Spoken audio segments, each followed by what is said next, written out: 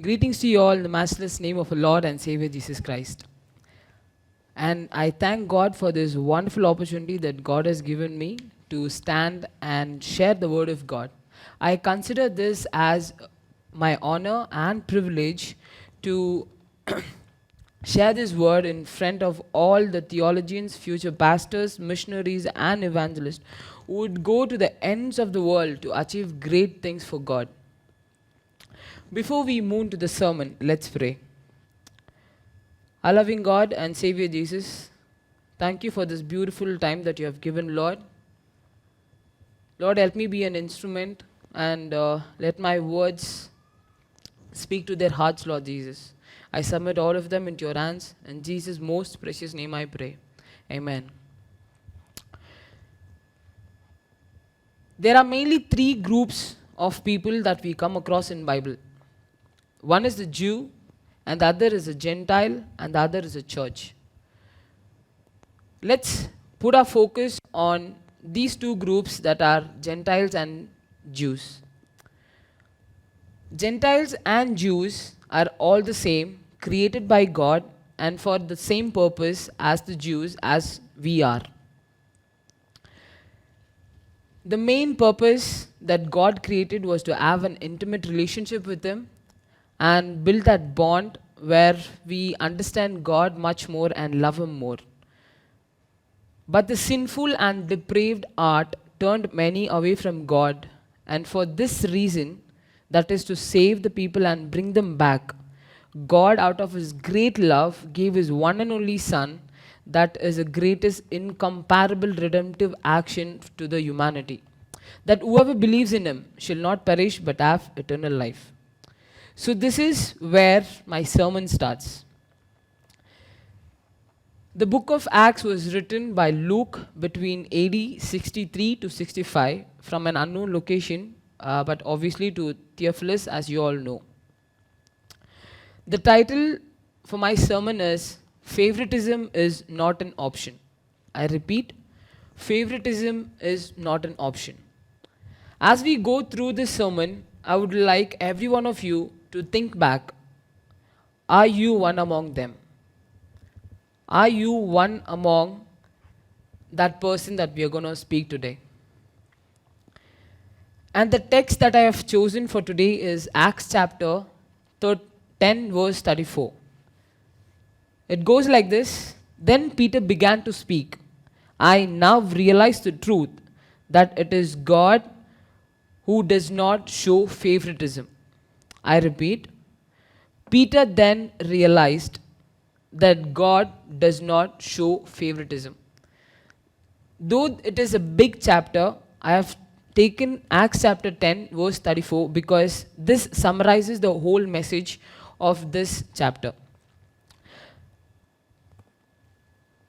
So like I told you, God created human in His own image, where as we started to grow, there was a division.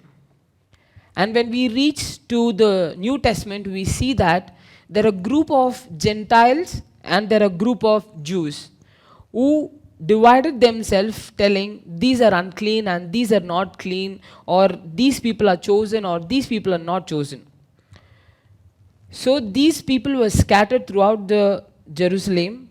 Like chapter 10 plays a significant role in the fulfillment of what Jesus said in Matthew chapter 28 and Acts chapter 1 to 8, to reach out to all nations. Let's look back into the Old Testament, where God made a covenant with Abraham and his descendants that they were God's chosen people. This made them think that Gentiles were rejected by God. Though Jesus had a direct encounter with the Gentiles about revealing the truth that He is the only way to heaven, and believers and apostles fail to understand the truth, that the salvation is open for everyone who believes and understands the redemptive action of Messiah. So here we see a person called Simon. So before we move into life of Simon, I would like to give you a brief about the chapter, what is happening in the chapter. So there's a man called Cornelius, is at Caesarea.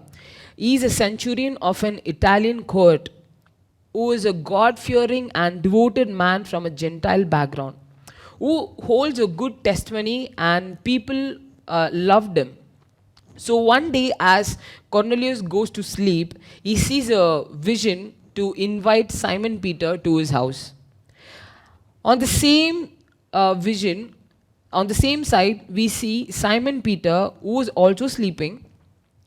He just takes a small nap, and he also sees a vision of several kind of four-footed animals as well as reptiles and birds being lowered in something like a large sheet.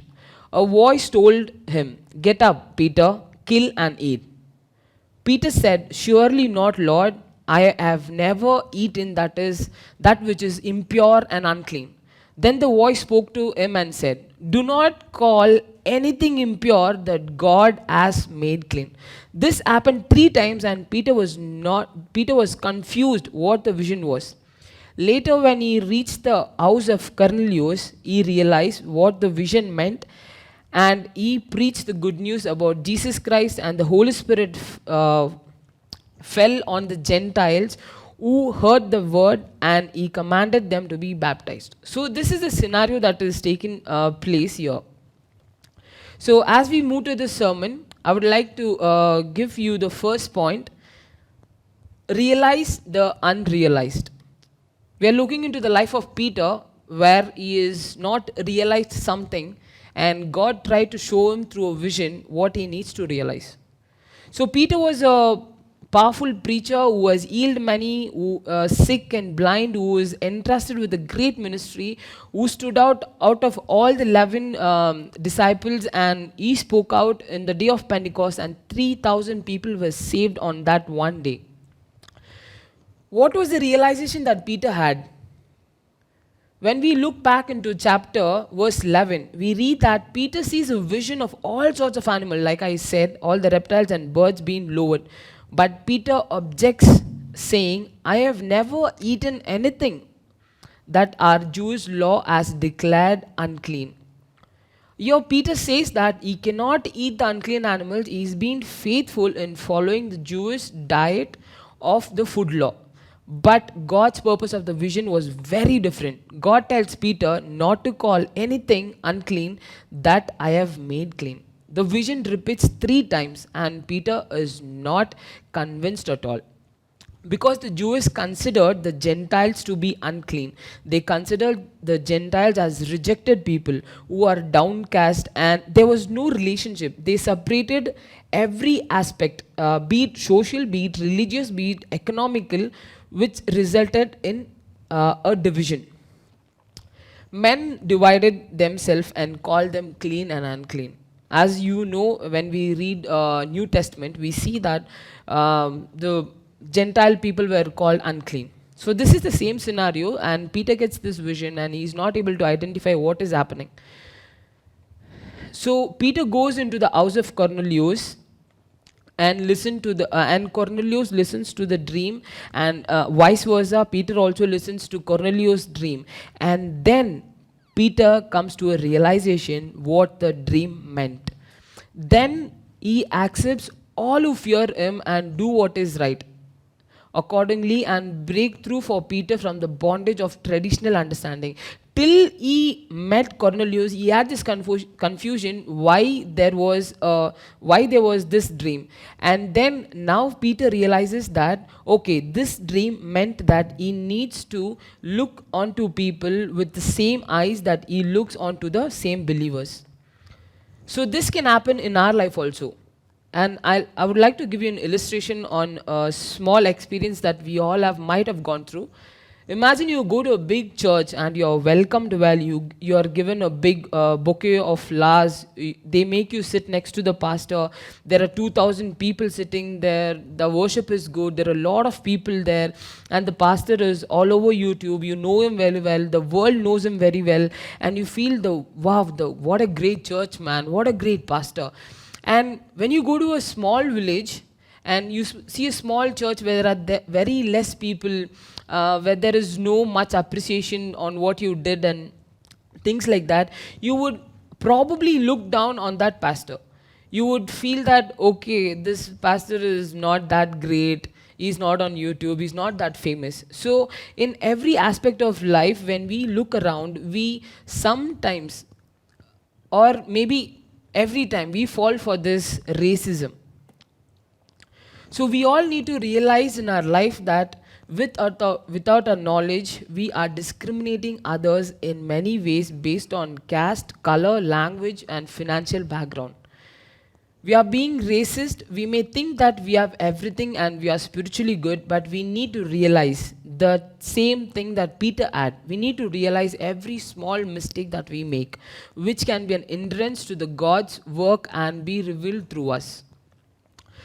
Imagine being in college. We have so many groups. We have a group for Mallus. There is a group for Telugu. There are groups of Northeast, North Indian, South Indian, and there are a lot of groups. And in a way that we are divided, and we show some favoritism among our group. So that is the greatest realization that Peter had, that Gentiles and the Jews are the same. So we are moving to the next point, that is unrealized sin. This is something that which is hindering all of us. Maybe from our childhood we have not realized it. That is why I've named the second point as unrealized sin. So we see that Peter is having a realization, but we don't see that Peter is quite convinced for what he saw. So, and in the life of Jesus also, we see that he never showed any favoritism among his disciples or anyone that he would meet, be it Pharisee, be it a Gentile, be it a slave. Jesus treated them all equally. And then when we come, where did this idea of racism or favoritism get into Peter's mind? Did he grow up like that, or was it read somewhere? When we look into Deuteronomy 10 verse 17, we see that God does not show favoritism. And then, where did he get this idea from?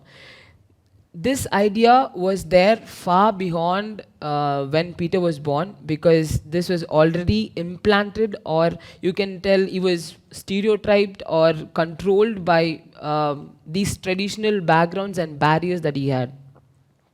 This is why it was difficult for Peter to preach to the Gentiles, because he considered that any fellowship with them would make them unclean. But later he understands that it is wrong to show favoritism.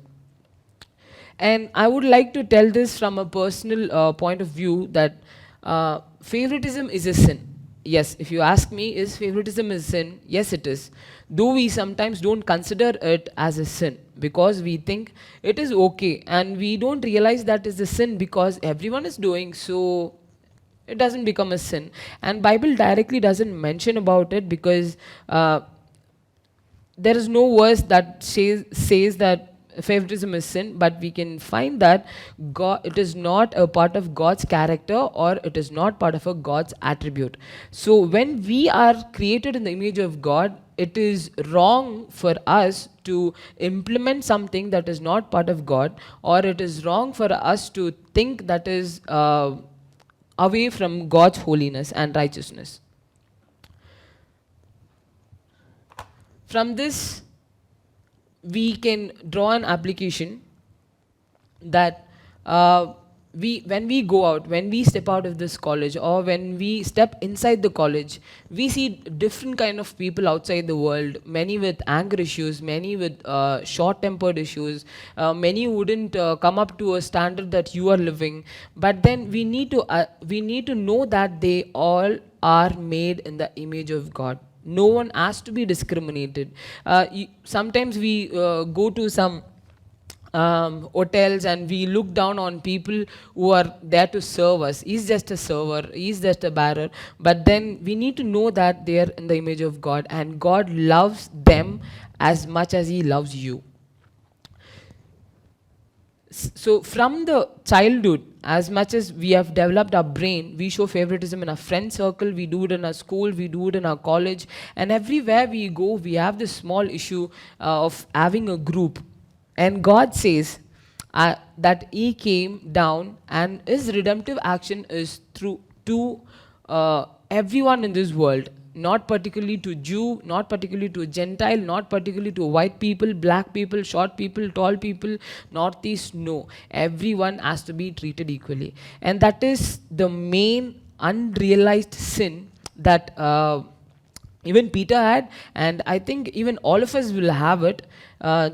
By the end of this, probably we can understand that it is wrong to have favoritism among our people, among our church, and everywhere.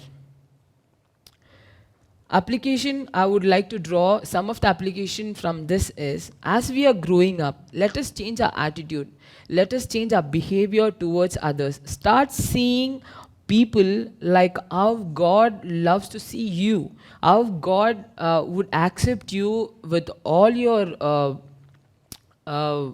faults, with all your sin, and with all the promises that you break.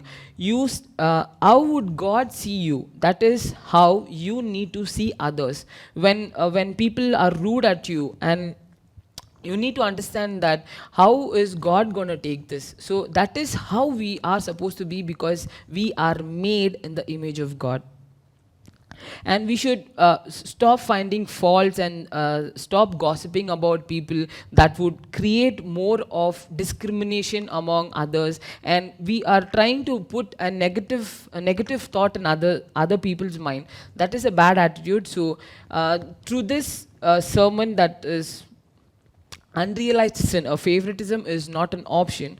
What we have to know is, we need to understand God's equal love to all of them.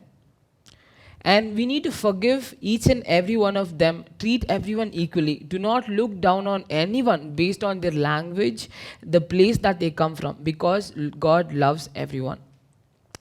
Don't be stereotyped or controlled by any traditional understanding. Use opportunity that you get to share the good news of Jesus. Don't reject anyone with your humanly understanding. Explain each and every one. For example, you find a eunuch, you find a beggar, you find a prostitute, you find someone who is drug addict, you find some beggars on the road. Sometimes the Spirit of God tells us, okay, go speak the gospel. But sometimes people hesitate to do it, because we think that, oh, he can't take it, he wouldn't understand the gospel, or we might think that is not for him, maybe sometimes later. No, we need to understand that there is one opportunity that is given to us, and when we look down on people, it is the door of salvation is closed for them from us.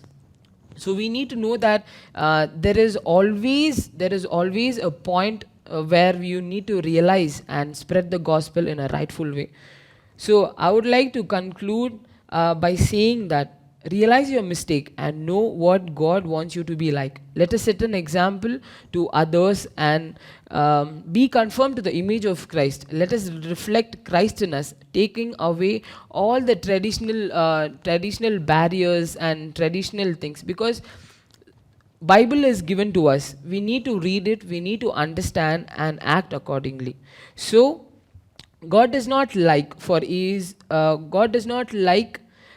anyone who is treating other people in a bad way, because everyone is made in the image of Christ. And we need to set an example in a rightful way, that no one would understand, okay, he is a Christian, he does this. No, we need to live a rightful example in this world. And I would like to take this time and thank Pastor David Monday and Pastor Richard for molding me up for this sermon. And thank you all, my classmates who has prayed for me and to stand for this day. Thank you all.